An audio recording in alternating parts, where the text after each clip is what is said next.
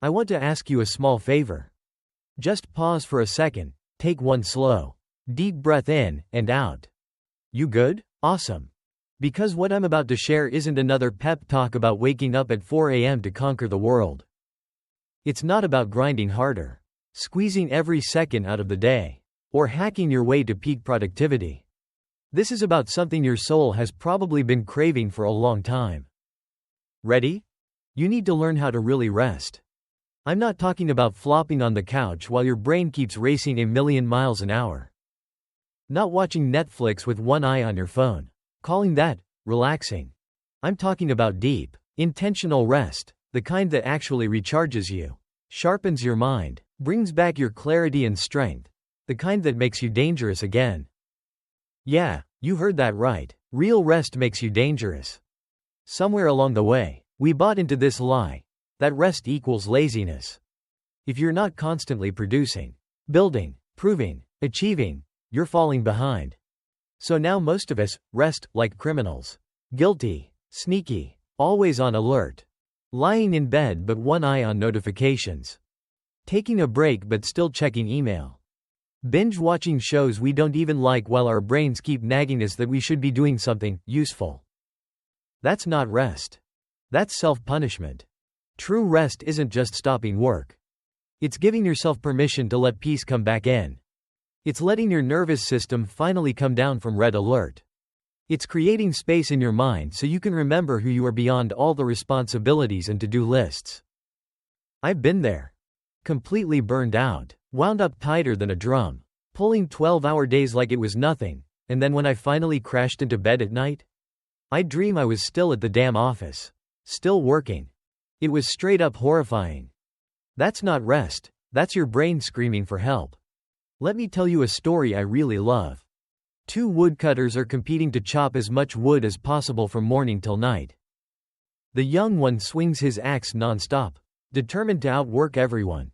The older one keeps pausing, sitting down, drinking water, taking short breaks. At the end of the day, the older guy has way more wood stacked up. Why? Because every time he stopped, he was sharpening his axe. That story has stuck with me forever. It captures the real power of true rest. It doesn't make you weaker, it makes you sharper. Rest isn't the enemy of progress, it's what makes progress sustainable. So why does rest matter so much? First off, rest isn't weakness, it's a smart strategy the best performers use. Think of your brain as a smartphone. You can run 20 apps at once, constantly switching between them, pushing it all the way down to that last 1% battery. But what if you never stop to recharge? It starts to lag, it overheats, and eventually it shuts down. The difference? Your phone just shuts off when the battery dies. It protects itself. You just keep running. The highest performers in the world get this. Take Cristiano Ronaldo. He's legendary for his insane discipline, but he's equally serious about sleep and recovery. Or look at Khabib Nurmagomedov, the UFC legend known for unbreakable discipline and grinding training. He always said the most important thing between sessions isn't more work. It's recovery, especially sleep. Another powerful example, the samurai warriors. Before life or death battles, after months of brutal training, they would stop practicing during the final couple of days. Instead, they would sit in meditation or complete rest. Was it laziness? No way. No one slacks off right before facing death. The reason? They understand how important rest really is. They've already pushed their bodies incredibly hard in training. At this point, their bodies and minds need real recovery to be at their best on fight day. Ironically, doing another workout would probably feel easier than slowing down and recovering. But they choose the harder path, real rest. When we work non-stop without any breaks, productivity doesn't stay steady, it actually drops. Have you noticed that after 3 to 4 hours of non-stop work or studying, your focus starts fading? You get irritable, make sloppy decisions, and everything feels harder? That's because your brain is constantly burning through glucose, its main fuel. Your nervous system gets overloaded, and creativity tanks. You think you're being hardworking, but really, You're just lowering the quality of your output without even realizing it. Rest done right helps you go further. It's not slowing you down, it's stopping you from breaking down halfway. A lot of people burn out in their 20s or 30s, not because they're weak, but because they don't know how to manage their energy wisely. Success isn't a 100-meter sprint. It's a marathon. And in a marathon, if you don't know when to ease up and recover, you won't make it to the finish line. So if rest is this important, why do so many people still brush it off? Here are some of the biggest reasons we undervalue it. First, we live in a hustle culture that glorifies being busy. In our society, success gets tied to constant motion. Hustling means sleeping less. Ambition means never stopping. Since when did hard work become a shiny badge we wear on our chest? And rest suddenly equals laziness? You let yourself burn out, crash completely, just so someone can pat you on the back and say, "Damn, you're dedicated." In Japan, there's this brutal term called karoshi, death from overwork. People literally drop dead at their desks from heart attacks or strokes after grinding endless hours. But here's the crazy part. It's not usually because they love the job or chase money. Most of the time, it's because they're terrified of what others will think.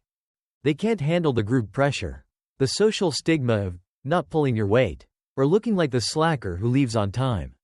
So they endure it. They suffer in silence. In this life, there's one hard truth. What other people think of you doesn't really matter. We all have to learn this lesson eventually. The only difference? Some people figure it out young, while they're still full of energy and time. Others wait until they're on their deathbed, staring at the end of their life, and finally realize, damn, I wasted so much worrying about opinions that never even mattered. Another big reason we undervalue rest is the guilt we feel when we're doing nothing. A lot of us sit still for a minute and immediately think, I'm falling behind. Everyone else is moving forward. You take an hour to rest, and that voice in your head goes, other people are working right now. This is often called relaxation FOMO, or fear of missing out on productivity, that anxious feeling of being left behind if you're not constantly grinding. Many people treat life like a race, push harder, beat others, win at all costs. But that's a huge mistake. Life isn't a competition, it's a solo journey. Along the way, you cross paths with a few people. Some leave quickly, others stick around a little longer. But eventually, everyone moves on.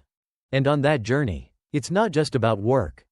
There's love, family, friends, dreams, passions, hobbies, the stuff that actually makes life worth living. Once you truly get this, you'll start to understand why you're here, and rest will start to feel natural, not forced. The next reason we don't value real rest? We confuse it with entertainment. You say you're resting, but you're actually scrolling TikTok, gaming, binge-watching shows. Your brain isn't resting, it's just switching to a different kind of stimulation. True rest isn't only physical, it's mental. When people rest this way, they often end up feeling more tired and think, rest doesn't even help. And the final reason so many avoid real rest? They're afraid of stillness and silence. When you truly rest, no phone, no noise, no distractions, you face quiet. In today's world, a lot of people can't even handle 5 minutes of boredom.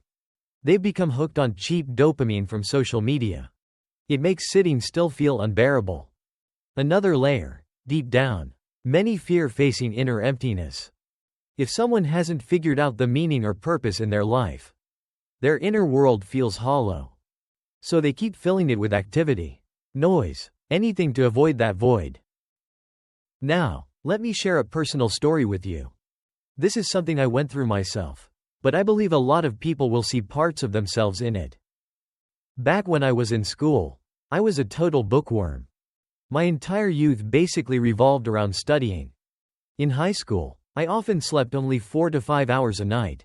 No hanging out, no fun, just grinding through books and assignments all the time. Looking back now, I realize that was a huge mistake. Chronic lack of sleep seriously tanked my mental clarity and focus. My learning efficiency dropped hard. Back then, I thought pushing like that made me smarter or more capable, but in reality, It wrecked my ability to absorb and retain information. The biggest regret? Beyond academics, life has so much more to offer. Friends, experiences, growth. Trading your entire youth for a piece of paper, a degree or certificate, is just not worth it. I'm not saying hard work or studying isn't important. Far from it. But if you want to actually learn better and perform at a higher level, focus on smarter methods. Don't trade sleep and health for fake productivity. In other words, work smarter, not harder. When I reflect on why I fell into that trap, the biggest reason was no one taught me otherwise. My parents never told me to rest, they just pushed. Study harder, be more diligent. Teachers didn't say take a break, they warned, finish your homework or face punishment. My friends didn't encourage me to rest either. They just invited me to play games. In today's world, so many students are repeating exactly what I went through back then. And it's not just kids, tons of adults are doing the same thing. Just swapping, studying, for working. I've seen people who are so poor, the only thing they have is money. Yeah, their bank accounts are full of money. But their health is falling apart. Family ties are broken. Friends have faded away, and love? Nowhere to be found. Like I said earlier, whether it's studying or working, life isn't a race, it's your own personal journey. If other people love racing, let them run. When the whole society goes insane, you don't have to lose your mind with them. At this point, a lot of you are probably wondering, okay, so how do I actually rest effectively?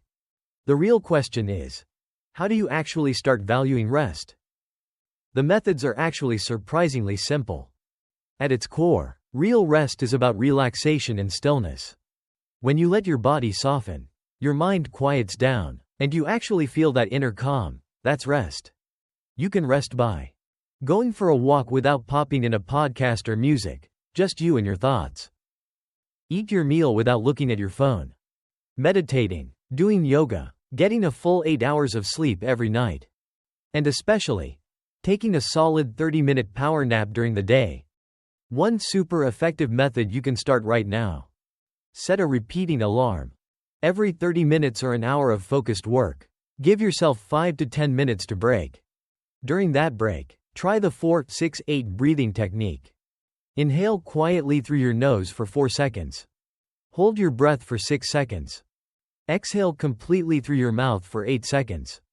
This simple pattern calms your nervous system fast, lowers stress hormones, and brings mental clarity back quickly. Or keep it even simpler, just lean back in your chair.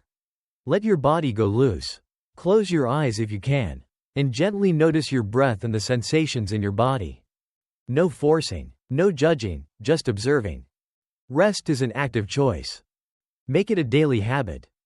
Don't wait until you're burned out to rest. Rest so you don't burn out. When you rest the right way, you become a different version of yourself.